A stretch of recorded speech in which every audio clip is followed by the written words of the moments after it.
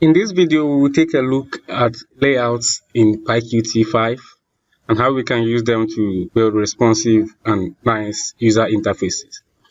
So I'll quickly duplicate the code that we had in the first tutorial when we created a window. I can't type them all out, but it will, I think, be simpler for me to copy all and then paste since it's not so much, and I don't want to also waste time. So this is the code, the basic startup that we learned how to do in the previous tutorial. Just that this place, I'll change it to sys.argv. We explained that one too, and all the other code, this thing we explained it. So if you have not watched the previous tutorial, be sure to watch it. The link to the whole series is in the description below. So I told you that we can, using the app, we can do a lot of modifications. So we can call self.set window title. Whenever we call self, we are referring to the window object that we created here. So the self is referring to the window object. So here we can set the title. So the default title that comes like Python. If I comment this one out and run it, you will see that the window that comes, the title is Python. We don't want it that way.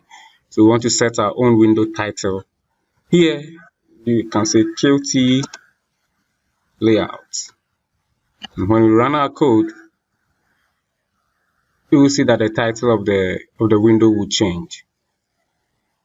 And we can also set some default geometry. So self.set geometry. Please take note of how the text is capitalized. That means that the first one is small letter. The first word is a small letter, then the words that follow, all of them are capitalized. Here we can pass in some 4 numbers. The first one, 100, signifying that it should go 100 position low. I want it at position 100 in the X. I think that one is small. Let me make it 300 in the X, 100 in Y. That means it should be off the screen from the left side by 300, down by 100.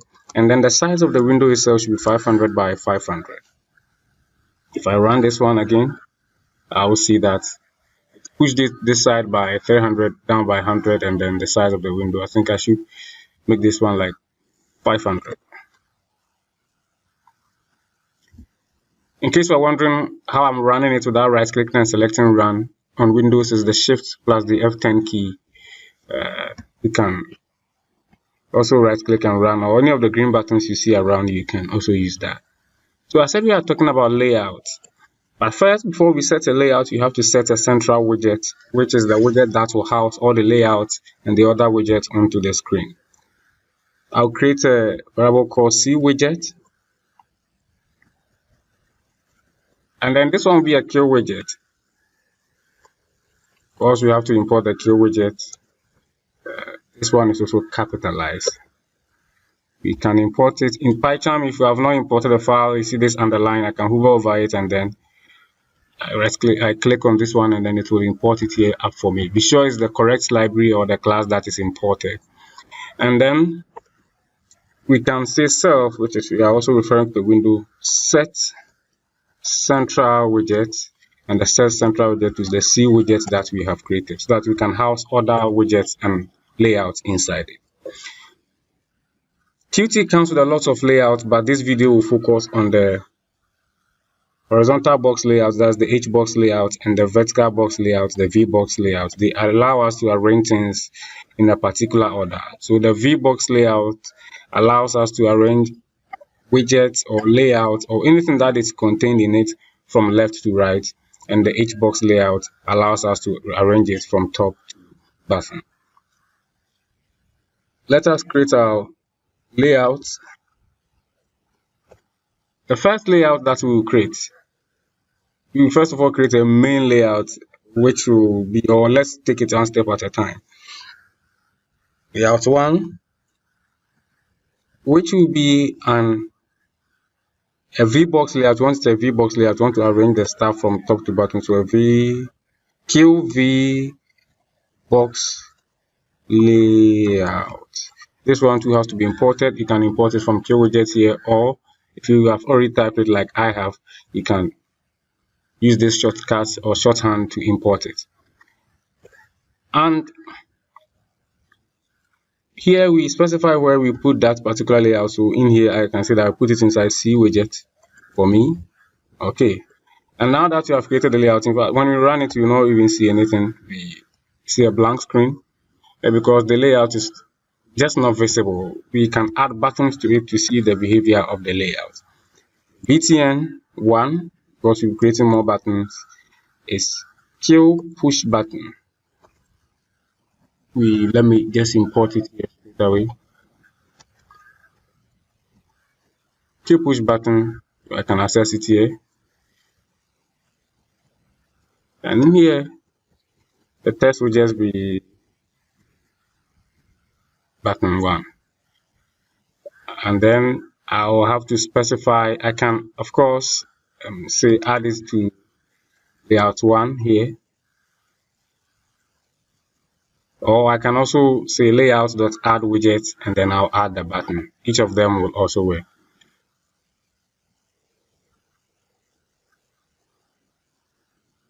Okay, I did run my application, but it's not running. I may have an error down there.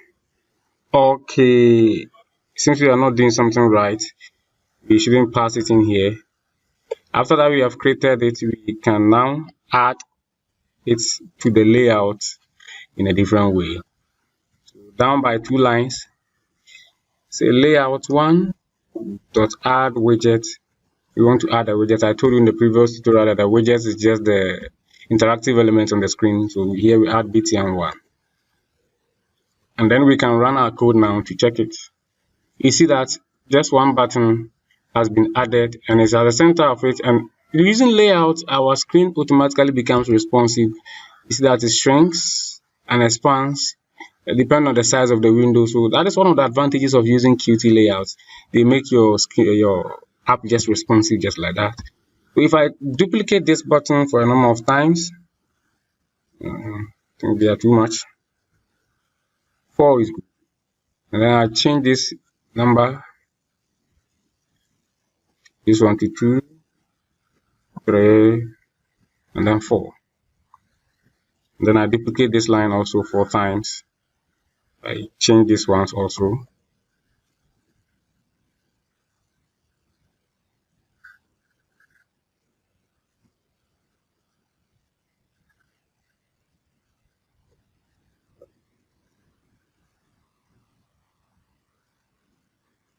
Okay, it shouldn't be layout. You only have one layout.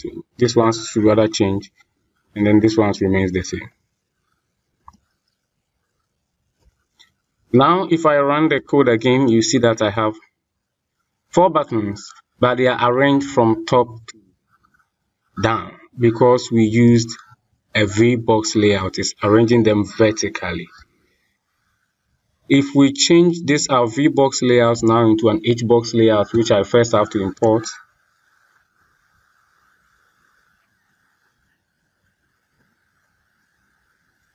and I run it, you see that the code will not, the screen will not look the same. Now they are arranged of top to bottom down. They are arranged from left down to the right. So let us combine this and another widget, another layout to see how we can nest layout to create a beautiful interface. So it will be a very simple interface, of course. We are not here to complicate things. We have an H-box layout which will house all our buttons, but this one will now be a V-box layout. So layout 1 will be an H-box layout, or let's just call it the main layout or layout main, which will be an H-box layout, and then layout 1 will come in as a V-box layout, and then it will also be inside. This one will not be inside C widget. This one will be inside the main layout or layout main. So what we do here is that we say layout main dot add layout, and then we want to add layout 1. We will create another layout also called layout 2, which is also a V-box layout. You can just do that by duplicating this line and then change this one to 2. Here I can also duplicate this line, change this one also to 2. And then we have two layouts now, all of them sitting inside the main layout. So one big H-box layout, arranging the layouts inside them from left to right, and then inside them two more layouts which arrange their objects inside there from top to bottom.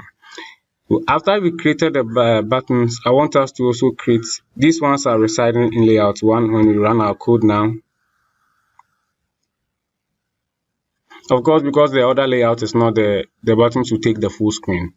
But if we declare another one for line edits, which will be in the second layout, I put it, the line edits is just like the entry field where we type the password.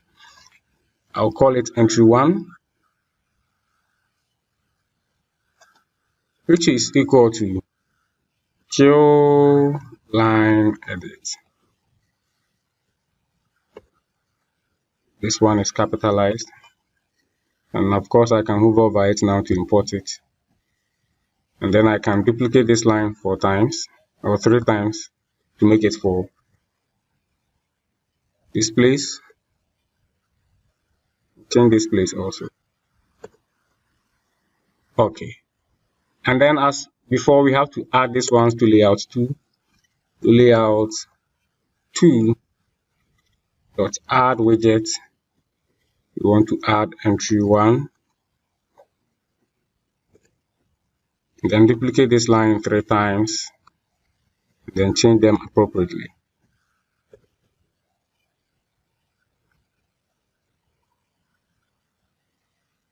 Now when we run it, you should see that we have 2 layouts there. Now the buttons are this side and then the entries are this side. Of course, I think our geometry, our width, our height is too much. We can reduce that one down to 100 should do. Okay, 100 is better. So we have the main layout, which is an H-box layout, and then which is arranging the left layout and the right layout in a horizontal manner, and then the buttons and the line edits inside the both layouts are arranged vertically, that is from top to bottom. So that is it. The basic example you can do with layout. You can type something here, it will work. Of course, this is not so complex, but going forward, in building applications here on this channel, we'll look at how to use these ones in very complex application. That will be all for this video. Thank you for your time, and I will see you in the next video where we'll take a look at what signals and slots are in PyQt5. I'll see you in the next video.